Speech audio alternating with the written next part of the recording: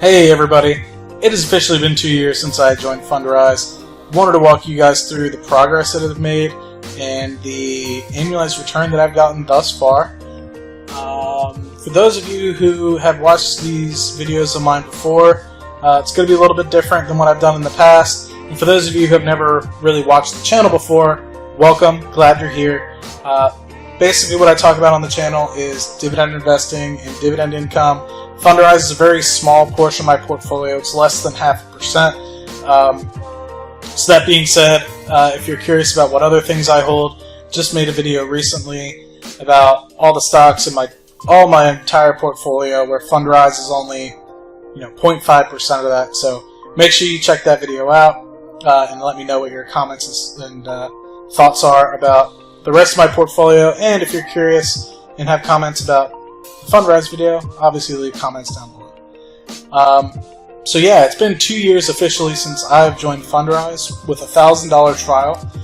So June 2017, I put $1,000 in. Me and a coworker were discussing it at lunch one day, and I heard rumblings and some news and read some news articles about Fundrise. It was relatively new at the time, and we both jumped in it together. He put $2,000 in, I put $1,000 in, and I was really just curious what would happen.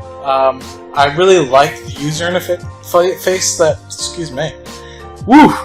Investors from all over the world are pooling money to invest in real estate. Integraplatform is an online crowdfunding real estate investing platform for everyone. Click on Withdraw button to send a withdrawal request. Your income will be transferred to your wallets. Start investing today with Integraplatform and buy your dream property. Woo, I just had dinner, so that was, sorry about that. I really like the user interface that Fundrise had, but the thing that bothered me most in the past was the transparency of the investments that you were getting yourself into. So unless you read deep in the prospectuses, you weren't really going to be able to see exactly what you were investing in. Now, in probably about a year or 6 months or a year after I started investing with Fundrise, they did a huge overhaul with what you're investing in and exactly what the recent activity is and things along those lines. So I can't really complain about the transparency now. One of the other things that happened was the annualized return or projected returns was much more skewed up and to the left, and it has since become down and to the right, to more along the lines of what I am seeing in my total portfolio. So as you can see at the moment, I've returned about 14.5% over the course of the past 2 years, which isn't great, not bad also. I haven't lost money, which I guess is the best thing. But on an annualized return, that is about 7% total. So this year, I believe I've made about 2.5%, almost 3%. And I generally aim for income for most of my funds, but luckily now they are spreading my money in other things. I don't know. I basically just put the $1,000 in, and they're spreading it however they see fit.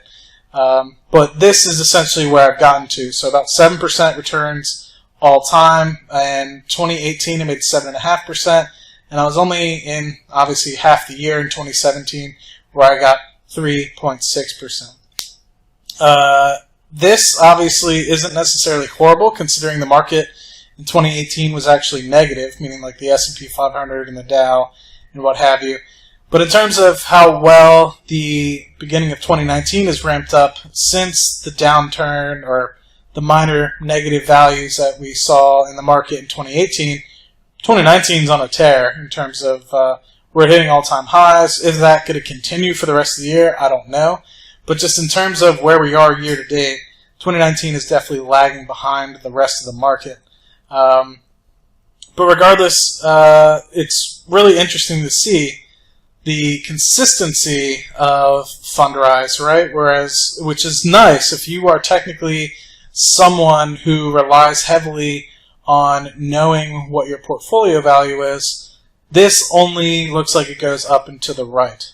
And what I mean by that is, if you were to look at, let's just say, something like a normal index fund or something along those lines, like I have a U.S. REIT index fund and Stag Industrial here, it goes up, it goes down.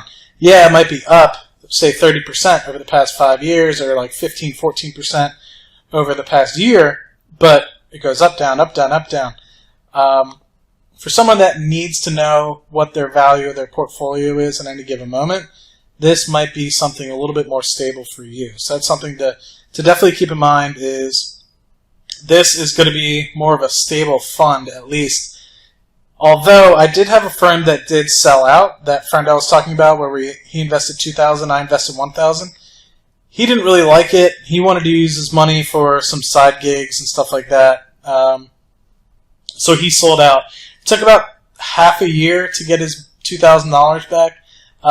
But one of the things he did tell me was he got more than he was expecting. I don't know if that was a mistake on Fundrise's part, or if when he sold out, they reevaluated what he had bought in at and paid him a premium. But it seemed like he got almost like a 20% return in total. So he ended up with like $600, $700, which was interesting considering I have only made about half of that in terms of total return. And he sold out about 5-6 months ago. So he only got basically value to the end of 2018. Investors from all over the world are pooling money to invest in real estate. Integraplatform is an online crowdfunding real estate investing platform for everyone. Click on Withdraw button to send a withdrawal request. Your income will be transferred to your wallets. Start investing today with Integraplatform and buy your dream property. Anyway, I still think that Fundrise is a really cool idea, and I think it's something that I haven't necessarily taken advantage of. I definitely think that knowing where stocks are headed in the future, and the fact that I'm extremely heavy in stocks and ETFs, that I should diversify outside of those things, looking things more like private real estate investment trusts like Fundrise or Cardone Capital or what have you, just so that I have my money outside of the market. Not saying that Fidelity is going to go belly up and all my money is going to disappear, because obviously they're just a custodian, right? I still own shares in those companies, regardless of Fidelity has them or I have them. But it's just something that I guess would make me feel a little bit better to have, a couple $1,000s in Fundrise, that if I needed, an extra set of $100 or $200 a month, it could be coming from Fundrise rather than, specifically from Fidelity or Exxon or BP or Shell or Kinder Morgan or BHP, or I keep naming like natural resource companies or oil companies, but you get the idea. It's not necessarily going to rely strictly on dividend income coming from the stock market. And for those of you that haven't seen Fundrise before, I'm not going to go through and not navigate the entire the entire website and user interface, but it's really cool. I would definitely say if you don't invest at all and you're looking to get into investing, Fundrise is probably something that's really cool for you because it's really simple. There's a few funds. You can decide, hey, I really don't want money or worrying about money now. You can aim for growth. If you want monthly dividend income or quarterly dividend income in this case, you can do income real estate, e-REITs. So it really is dependent. And if you want specifically to invest in LA, you can do that. DC, you can do that. And that was one of the cool things that I really did enjoy about Fundrise, is it specifically looks for where you want to invest and what you want to invest in. Granted, you can do that with real estate investment trusts as well, but it's just a different concept, and you know exactly what you're buying, as opposed to the regular real estate investment trusts. Yeah, they're transparent about what you're buying, but not potentially to the extent that Fundrise is. And it was actually cool. My one friend was in LA or something at this point, or a couple months ago, and he did say that he was actually going to one of the areas that they were buying a house, and he said, yeah, they're telling the truth. He drove by and he was like, they're doing construction on it, and I don't know if he said it specifically had like Fundrise or anything on it in terms of advertising that they were doing the actual work, because I think sometimes they just Fundrise will loan out the money for the project, not necessarily be operating the project, if that makes sense. But he was just like, whether or not they actually are doing it, I don't know, but they're actually doing some work on that house as we speak. So, probably is being real and being transparent. It's probably Fundrise that's got their money in the deal, having that stuff going. So, anyway, I haven't done much research on Fundrise in the past couple months. Like I said, it's a very small portion of my portfolio, but I like to check in on it every once in a while, see if I get a dividend or not. And I believe next month I should be getting another dividend. And my dividends on a quarterly basis generally run about $12 to $15. So it ends up being about 1 to 1.5% of the portfolio value, which ends up being close to 4 to 6% in terms of dividend yield per year, if that's something that you're looking for. But that, like I said, is strictly on the portfolio diversification that I have at the moment. So it's something that I could have necessarily gone towards growth, but I decided to go about 50-50 income and growth just because I didn't necessarily know what I was looking into at the time.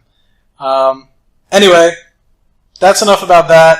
In the future, depending on what's going on, maybe what I'll do, actually, I am gonna do something here. While we're on the horn here and discussing and shooting the crap, I have covered that I had this investment goal thing in the past, and one of the things that I decided I would do is continually invest over time, and I did add it in here just to see, what this thing was all about. And what this basically saying is, what do you want to get to in 20 years? And you just put a goal, whether it's 100,000, 200,000, a million. And basically it says, assuming some sort of rate of return, if you don't invest, X amount of dollars, then you're never going to be on track. As you can tell, over the past couple months, I have not been investing. So that being said, I'm down potentially $12,000 in terms of my future portfolio value, just because I haven't been investing like I said I would. So what I'll probably do is now get to this point. If it actually allows me to do something like, I don't know, $50 a month or $25 a month, I'll do it. If it's something like $500 a month that I have to do, which I doubt because it's been a couple months and I'm only behind by $1,500, then I probably won't do it. But if it's on the order of like $100 or so, then I'm going to do it and keep you guys posted from now on, just because it's another thing to keep track of and just because it's something cool to do. And also, like I mentioned in this video, something that helps diversify the portfolio a little bit more. Like I said, it's less than 0.5%, and getting this up to 1 to 2% probably wouldn't be that big of a deal.